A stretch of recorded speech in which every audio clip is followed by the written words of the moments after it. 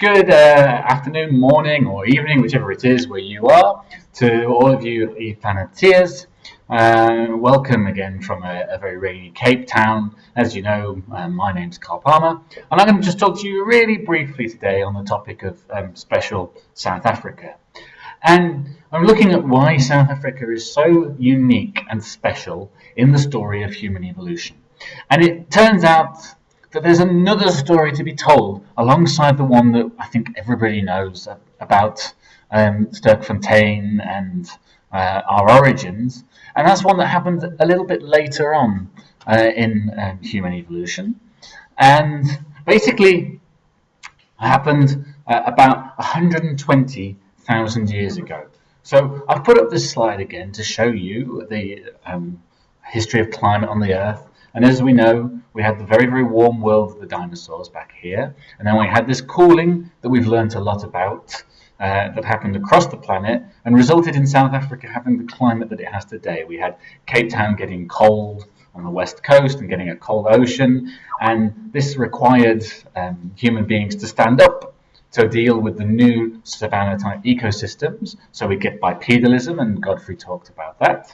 And then these oscillations that we get here started because the Earth became more sensitive to the Milankovitch cycles that we learned about in paleoclimate.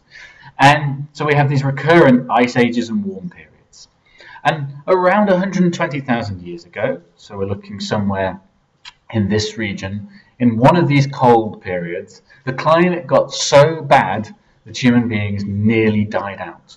So we as a species had started here 3 million years ago, and by this point here, we were in a very bad way. And anthropologists and paleontologists disagree on this, and we're still researching and finding out more. But some believe that there was only around 100 human beings left in the world. The maximum estimate, by the way, is about 1,000. So we know that there was somewhere between only 100 and 1,000 individual humans left in the world. Now that's quite incredible. We nearly went extinct. But the really interesting question is, where were those 100 people? Let's imagine for now that we're right and it was only 100 people. Where did they live? Well, that's really fascinating. When humanity nearly ended, when the human race was about to go extinct, where did we go in order to be safe, in order to survive, in order to find refuge? And the answer is the Western Cape. So, as though those from the north of the country might not like it, all of us, every single one of us, is from the Western Cape originally. If we trace our families back, we're all related to those 100 or so people who lived on the coast of the Western Cape 120,000 years ago. Now, one of the caves in which they lived has been excavated, and that's in Mossel Bay. So basically, all of us are from Mossel Bay. And it's not just South Africans. Every human being in the world can trace their ancestry back to Mossel Bay, to this one group of humans that were left. So that's fascinating. We can say, welcome home to the Western Cape to anyone in the world. We're all from the Western Cape. And that's really special about South Africa. And we have to ask why. What is it that's so special about this region?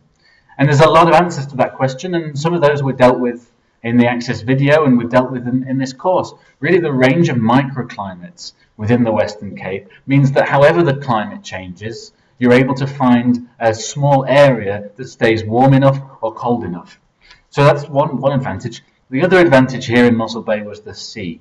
And so because it was very difficult to find game and it was very difficult to grow vegetables in this cold period, humans started eating seafood.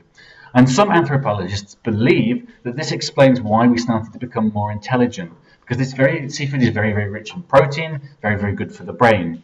So one theory suggests maybe this cold snap that caused the human race to nearly go extinct forced us to go and forage by the sea, and that helped make our brains grow bigger.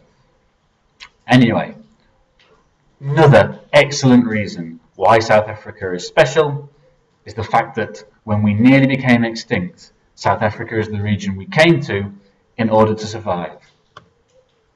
We're going to leave the past behind in Habitable Planet now, and Umpo already started talking about the future and the current, and that's what we're going to start to think about. So we've gone from looking at this big long climate record here to now we're just going to think about this tiny bit at the end. And this is modern humans and industrialization and climate change. So we're going to go and now start thinking about moving beyond the past and thinking about the current and the future. It's going to be exciting.